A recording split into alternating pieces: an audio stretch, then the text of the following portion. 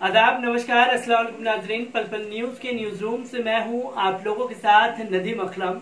अक्सर हम social media पर देख रहे हैं कि तमाम झूठी खबरों को मुस्लिम समुदाय से जोड़ करके प्रस्तुत किया जा रहा है और तब ज्यादा हैरानगी बढ़ जाती है जब खुद मीडिया घराने के लोग इस झूठ को दुनिया के सामने रखने में नजर आ रहे हैं, क्योंकि हम लगातार इस महामारी के दौरान ये देख रहे हैं कि एक खास समुदाय से नफरत बढ़ी है और उस नफरत को बढ़ावा देने में किसी और का नहीं, मेन स्ट्रीम मीडिया का अहम किरदार देखने को मिला है।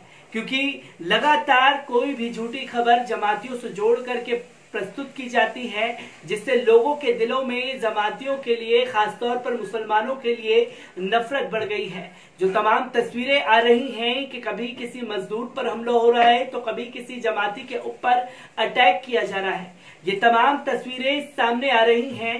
पर इन तस्वीरों की सच्चाई आने के बावजूद भी मीडिया इस कदर ढीठ बन चुका है कि वो ना माफी मांगने को तैयार है। ऐसा लगता है कि जब सैया भय कोतवाल तो डर काहे का, हम तो नफरत पर परोसेंगे और नफरत को हटाएंगे भी नहीं। क्या सच्चाई है, क्या मामला सामने आ रहा है, एक बार इस पर नजर डाल लीजिए।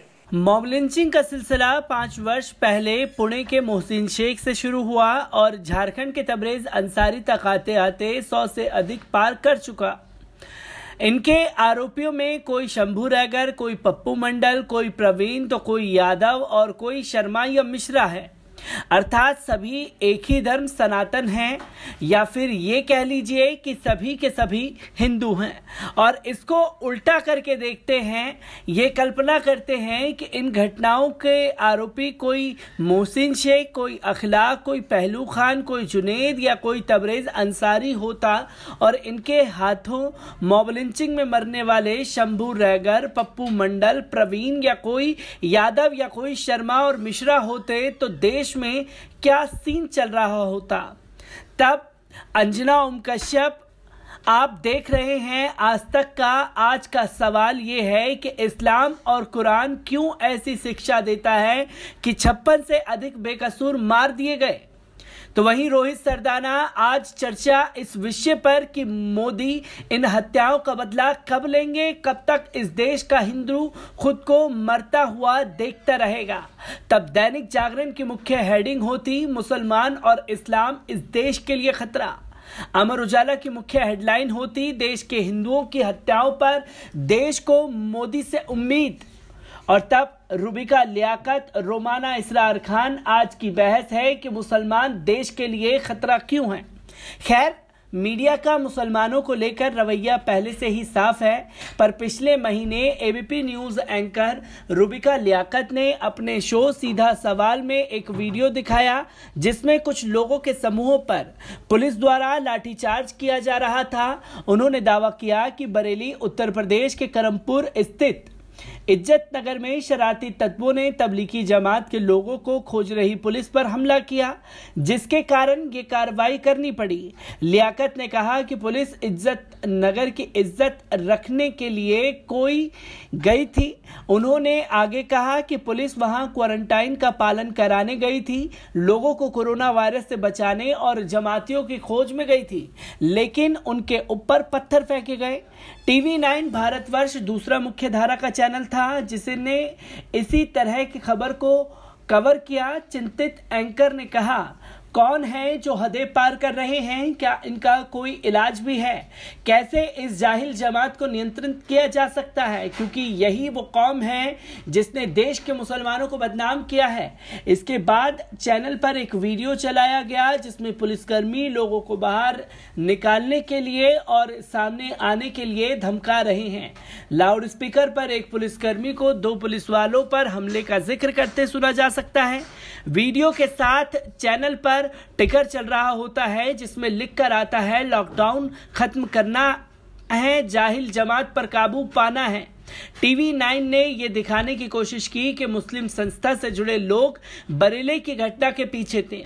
दैनिक जागरण ने टीवी 9 और एबीपी न्यूज पर चलाए गए दोनों वीडियोस दिखाए। चैनल ने यह दावा किया कि पुलिस बरेली के करमपुर चौधरी इलाके में तबलीगी जमात के लोगों की तलाश में गए थे।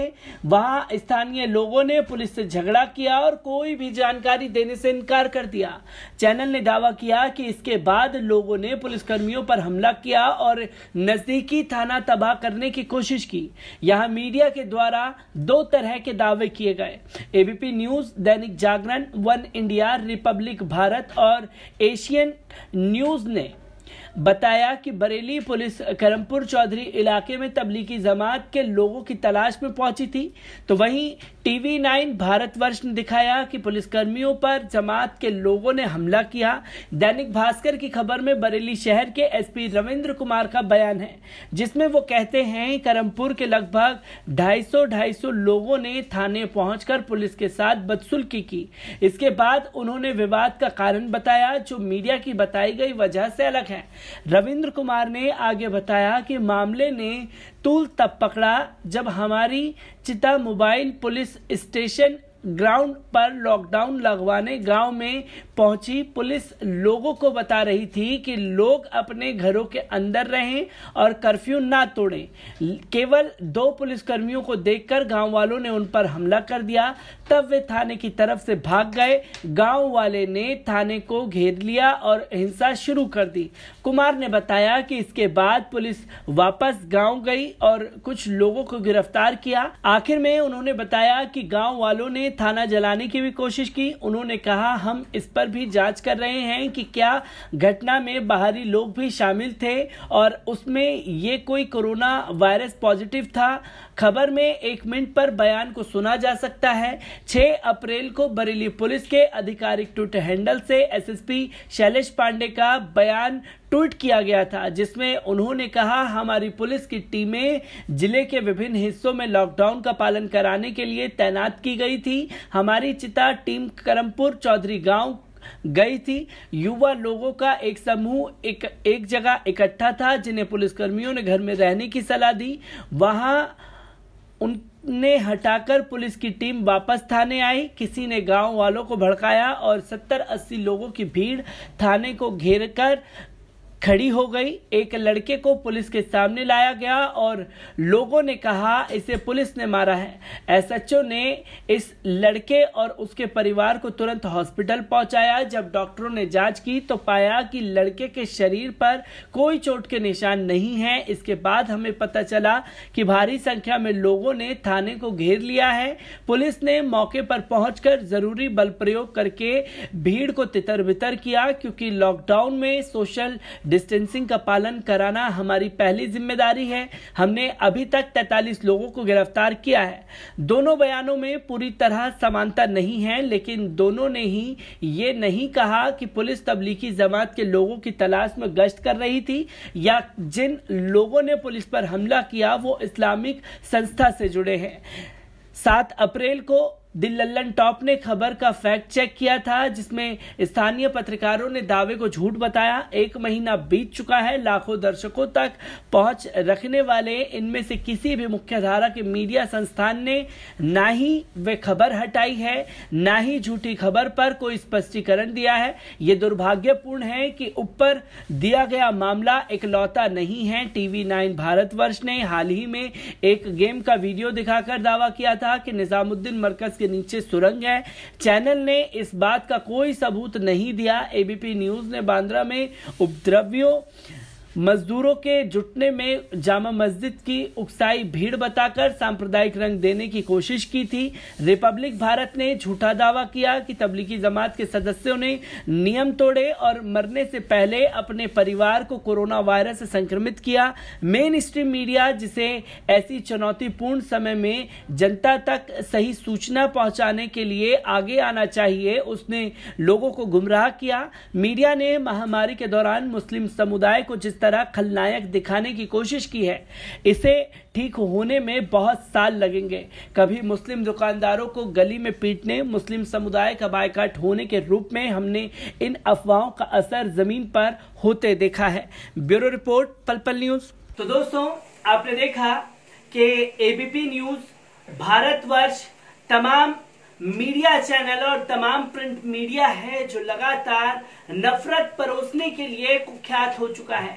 इसमें प्रिंट मीडिया भी किसी से पीछे नहीं है। वो लगातार नफरत फैला रहा है एक खास समुदाय के खिलाफ, और ये नफरत तब ज्यादा आगे बढ़ती हुई नजर आती है जब हम देखते हैं कि एक बरेली की खबर को लेकर के इस कदर नफरत फैलाने की कोशिश की गई कि एक खास समुदाय के लिए लोगों के दिलों में नफरत भरी गई। ये सच्चाई आने के बाद भी अभी तक इन खबरों को हटाया नहीं गया है। ये सीधा उसी तरीके से सामने आता है कि हम चोरी भी करेंगे और चोरी करके माफी भी नहीं मांगेंगे और ना ही उसकी सच्चाई लोगों के सामने आने देंगे।